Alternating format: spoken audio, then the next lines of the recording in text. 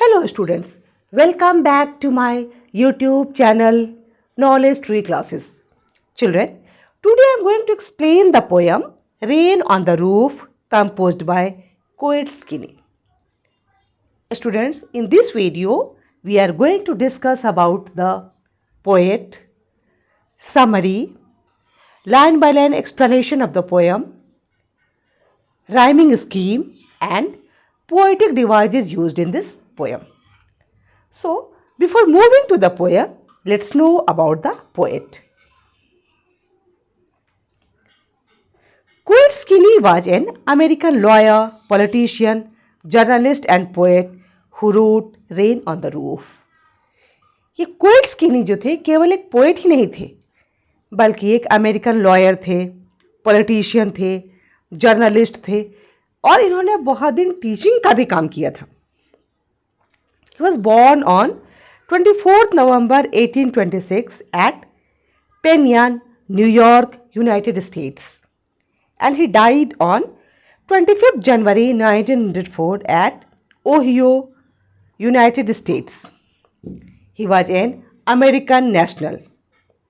And he got his education at Antioch College.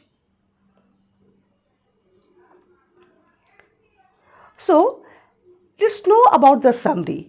What the poet wants to say in this poem. Children, actually this poem is in nostalgia. Have you heard the term nostalgia? During this pandemic 2020 and 21, this term was in trend. The term nostalgia was a popular word. When we were in the condition of house arrest, we were missing our previous life.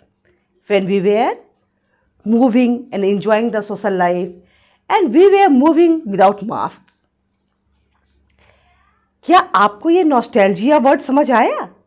कोई बात नहीं आया तो मैं समझा देती हूँ. जब हम किसी चीज को देख करके अपनी पुरानी बातों को याद कर देते हैं तो उस कंडीशन को हम नॉस्टैल्जिया कहते हैं. जैसे अभी आप लोग स्टैंडर्ड 9th में पहुंच गए हैं, लेकिन जब आप छोटे बच्चों को, नर्सरी के बच्चों को स्कूल जाते देखते होंगे तो आपको अपने नर्सरी के दिन याद आ जाते होंगे कि कितना अच्छा लाइफ था, कितना एंजॉय करते थे. थोड़ी सी पढ़ाई और ढेर सारी मस्ती. जो आया चॉकलेट लेकर आया, मिठाई लेकर आया. तो यही नॉस्टैल्जिक कंडीशन है. तो कुछ ऐसा ही पोएट के साथ है.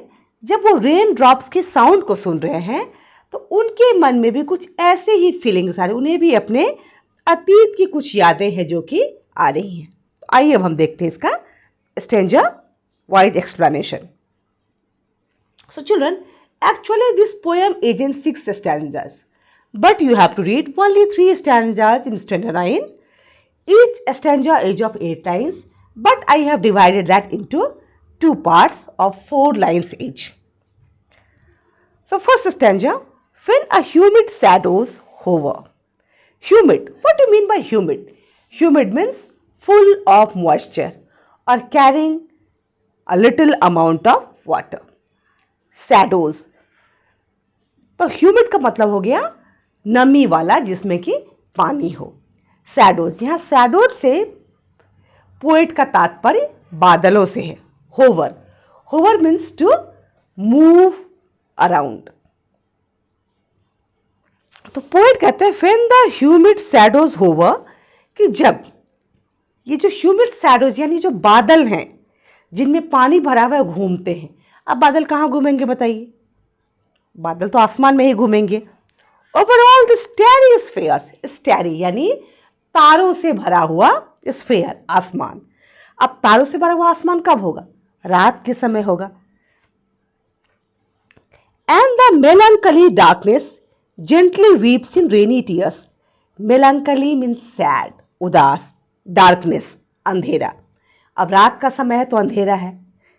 तो पोएट कहते हैं कि जब ये बादल घूम रहे हैं आसमान में जो कि सितारों से भरा हुआ है तो उस समय रात का जो अंधेरा है वो घना है और ऐसा लगता है कि मानो आसमान जो है सो जेंटली यानी धीरे धीरे आसमान रो रहा है और वो आसमान जो रो रहा है तो वो किस रूप में रो रहा है? वो टीयर्स, जो उसके आंसू जो है वो रेन के रूप में है, बारिश के रूप में है। ऐसा लगता है कि आसमान जो धीरे धीरे रो रहा है, ये बारिश जो है सो उसके आंसू हैं। What a bliss to press the pillow of a cottage chamber bed. Bliss means happiness. You can say blessings also. तो जो पोएट हैं वो कह रहे हैं कि कितनी बड़ी ब्लेसिंग है कि बारिश के मौसम में जो कोई है सो अपने कॉटेज चेंबर बेड में है। कॉटेज चेंबर मीन्स या बेडरूम। तो पोएट जो है सो तकिया लगा करके आराम से अपने बेडरूम में सोए हुए हैं और वो इस बात से बहुत प्रसन्न हो रहे हैं, बहुत खुश हो रहे हैं। अब मान लीजिए सुबह से ही काफी तेज बारिश हो रही हो और आपकी मम्मी कह दे कि इतनी तेज बारिश में बच्चे को स्कूल तो नहीं भेजूंगी, छोड़ देती हूँ सोने के लिए, तो आपके लिए वो कितनी खुशी का पल होगा कि बाहर बारिश हो रही है, आप आराम से आप तकिया लगा करके रूम में सोए हुए हैं। तो आप जिस तरह पोएट एंजॉय कर रहे हैं वही आप अपनी कंडीशन सोच के देखिए कि आपको कितना मजा आएगा उस समय, आपको कितना अच्छा लगेगा। And lie listening to the patter of the soft and overhead. और लेटे लेटे क्या सुन रहे हैं poet? Patter. Patter means that is the sound of the rain drops. Rain drops की जो आवाज आ रही है पैटर की, और वो आवाज कहां से आ रही है? ओवरहेड, यानी पोएट जो सोए हुए हैं तो जो घर की छत है उनके ऊपर, उससे वो आवाज आ रही है। वो आवाज कैसी? वो जेंटल है, कोई बहुत तेज आवाज नहीं है। तो एक राइमिंग वर्ड की तरह पोएम को लग रही है, एक राइमिंग साउंड आ रही है पोएट को, पीटर पैटर रेन ड्रॉप्स की, और पोएट उसको एंजॉय कर रहे हैं। और जाहिर है कि हर कोई ऐसे मौसम को एंजॉय करेगा। अगर साथ में कॉफी का गरम गरम कॉफी का कप मिल जाए या गर्मा गर्म पकौड़े मिल जाए खाने, तो सोचिए उस मौसम को कितना एंजॉय करेगा कोई भी, मेरे और आपके जैसा आदमी भी। तो ये तो पोएट हैं जिनकी दुनिया कल्पना की होती है। Now come to the second stanza. Every tinkle on the shingles has an echo in the heart. अब ये टिंकल, टिंकल क्या है? टिंकल मीन्स लाइट साउंड, हल्की आवाज। सिंगल्स, सिंगल्स कहेंगे हम छत पर जो वुडन टाइल्स लगी हुई होती हैं। तो आज के समय में तो ये नहीं होता, पहले के समय में जो पुराने घर होते थे यूरोपियन कंट्रीज में, तो उसमें बहुत से घरों में वुडन टाइल्स लगी हुई होती थी। तो वो जो every tinkle on the single, जब रेन की ड्रॉप गिर रही है, बारिश की बूंदें उन सिंगल्स यानी वुडन टाइल्स पर गिर रही है, तो एक हल्की सी आवाज आ रही है जिसे कि टिंकल कहा गया है। Has an echo in the heart. Echo means vibration, आप लोगों ने साइंस में भी पढ़ा होगा इको साउंड चैप्टर में। तो ये जो इको है, ये जो वाइब्रेशन है, ये कहां हो रहा है? पोएट के हर्ट में हो रहा है, यानी जो कवि हैं उनका हृदय खुशी से आनंदित हो रहा है। And 1,000 dreamy fancies into busy being start. और पोएट कह रहे हैं कि जो हजारों सपने हैं वो उनके दिमाग में चल रहे हैं, और वो उन हजारों सपनों के, यानी ढेर सारे सपने उनके दिमाग में आ रहे हैं, उनके हृदय में ढेर सारे सपने हैं जो कि उस बारिश के साथ वो महसूस कर रहे हैं। And 1,000 recollection with their air threads into woof. अब देखिए, woof means piece of cloth होता है, और जानते हैं पीस ऑफ क्लोथ कैसे बनता है? थ्रेड्स को बुन करके बनता है। तो उसी तरह जो पोएट है, थाउजेंड्स रिकलेक्शन, रिकलेक्शन मीन्स पुरानी यादें हैं यहाँ, थाउजेंड्स। अब भाई यादों को तो गिना नहीं जा सकता, यादें क्या एक इमोशंस हैं जिसे हम काउंट नहीं कर सकते। तो थाउजेंड्स मीन्स यहां कहने का मतलब कि ढेर सारी कवि की जो पुरानी यादें हैं, ऐसा लग रहा है मानो कि जैसे कपड़े बुनते हैं ना, उसी तरह बादलों के साथ, वो हवा के साथ जो है वो सपने बुन रहे हैं। As I listen to the patter of the raindrops upon the roof। और वो सपने कब बुन रहे हैं कवि? जब वो पैटर ऑफ द रेन ड्रॉप्स, जब छत पर जो रेन ड्रॉप्स की जो पैटर पीटर की साउंड है वो सुन रहे हैं, तो उनका हृदय जो है आनंदित हो रहा है और उसमें बहुत सारे सपने वो बुन रहे हैं। Now come to the third and the last stanza. Now in memory comes my mother,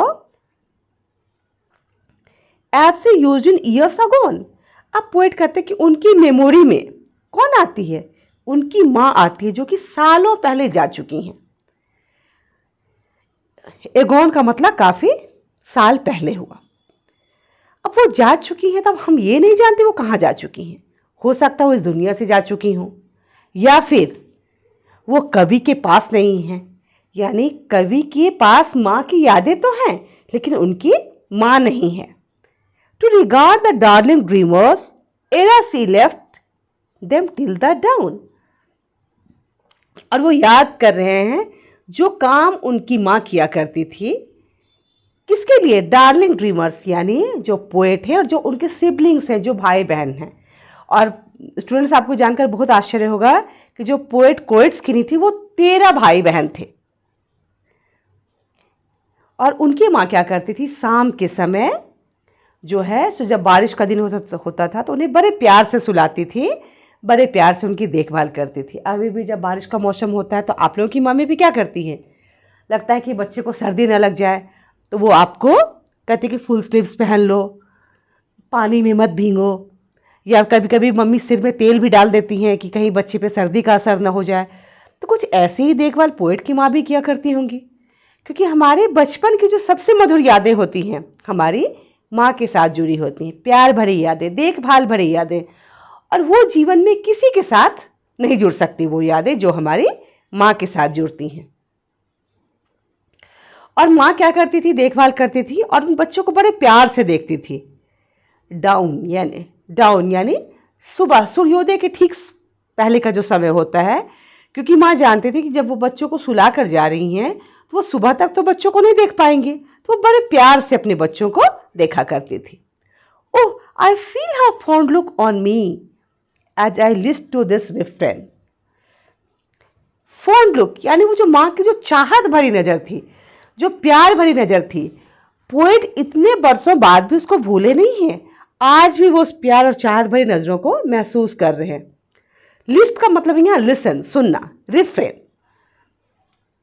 refrain is also poetic device.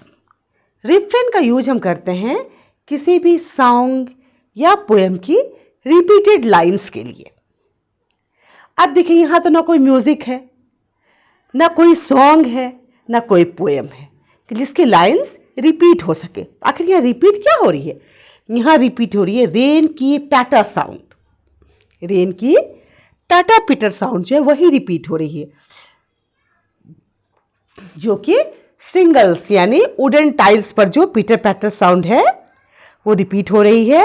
और उस साउंड के साथ ही कवि के हृदय में अपनी मां की यादें भी उभर रही हैं। अब देखिए, यहां जो कवि की फीलिंग्स है, जो इमोशंस है, वो दोनों हैं, हैप्पीनेस के भी हैं, सैडनेस के भी हैं। हैप्पी हैं कि उनका बचपन बड़ा अच्छा रहा, माँ की बहुत प्यार भरी यादें। और सैड इसलिए हैं कि अब वो माँ उनके पास नहीं है, वो उनके पास केवल माँ की यादें हैं। तो यहाँ पोएट की मिक्स्ड इमोशंस हैं। स्टूडेंट्स, ये तो था पोएम का एक्सप्लेनेशन। अब हम चलते हैं इसकी राइमिंग स्कीम की ओर। तो आइए देखते हैं फर्स्ट स्टैंजा में हमारी क्या राइमिंग स्कीम है। When the humid shadows hover। अब स्टूडेंट्स, हम राइमिंग स्कीम हम कैसे देखते हैं कि जो भी पोएम की लाइन का लास्ट वर्ड होता है उसके साउंड को हम फिर दूसरी लाइन के लास्ट वर्ड से मिलाते हैं, तीसरी लाइन के लास्ट वर्ड से मिलाते हैं, और अगर वो मिल गए तो हम लोग उसको एक ही अल्फाबेट से डिनोट करते हैं। तो अब देखिए होवर। तो भाई ये तो एक नई साउंड है, अभी तक तो हमने किसी से मिलाया नहीं है, तो हमने इसे ए किया। दूसरा लाइन है ओवर ऑल द स्टेरी स्फीयर्स। अब देखिए होवर स्फीयर्स, क्या हमारी साउंड मिली? नहीं मिली, तो हमने इसे बी से डिनोट किया, यानी एक नई साउंड। तीसरी लाइन को देखते हैं, एंड द मेलंकली डार्कनेस। अब देखिए होवर, स्फीयर, डार्कनेस, कोई साउंड नहीं मिली, यानी एक तीसरी नई साउंड है, तो हमने इसे सी से डिनोट किया। फिर आते हैं फोर्थ लाइन पे, जेंटली वीप इन रेनी टीयर्स। अब देखिए टीयर्स हमारे किससे मिले? डार्कनेस नहीं मिली, स्फीयर्स हाँ देखिए स्फीयर्स और टीयर्स मिल गया ना, यानी दोनों के साउंड एक है। अब स्फीयर्स को हमने बी से डिनोट किया, तो इसे भी हम बी से ही डिनोट करेंगे क्योंकि दोनों की राइम या साउंड सेम है। Now fifth line, what a bliss to press the pillow. अब पिलो को मिला के देखिए ऊपर के चारों लाइन के लास्ट वर्ड से,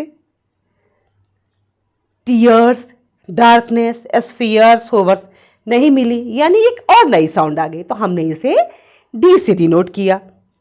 now come to the sixth line, of a cottage chamber bed.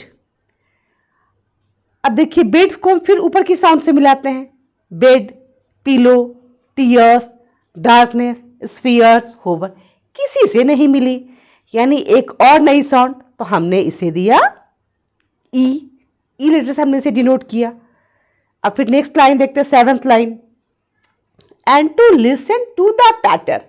अब पैटर की साउंड को मिलाइए, बेड नहीं मिली, पिलो नहीं मिली, टीयर्स नहीं मिली, डार्कनेस वो भी नहीं मिली, स्फीयर्स वो भी नहीं मिली, होवर वो भी नहीं मिली, यानी किसी से नहीं मिली, एक बिल्कुल नई साउंड है, तो हमने इसे एफ से डिनोट किया, क्योंकि ई तक तो हम डिनोट कर चुके हैं, अब हम इसे एफ से डिनोट करते हैं।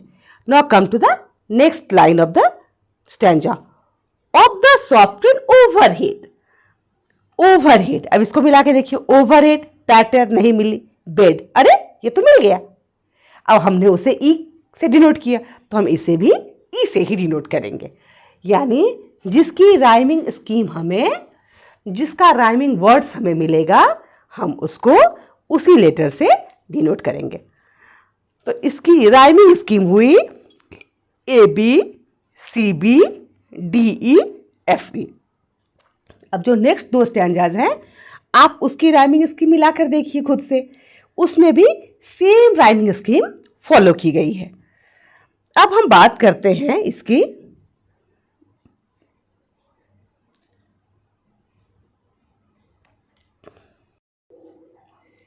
तो ये आप देखिए स्टैंजा 2 में भी सेम राइमिंग स्कीम है, स्टैंजा 3 में भी सेम राइमिंग स्कीम है, लेकिन जैसे मैंने आपको बोलकर समझाया, आप भी उसे बोलकर प्रयास करेंगे करने का कि कैसे मैंने राइमिंग स्कीम को फॉलो की है। स्टूडेंट्स, ये राइमिंग स्कीम भी हमारी कंप्लीट हो गई। अब हम आते हैं इस पोएम की पोएटिक डिवाइसेस पर।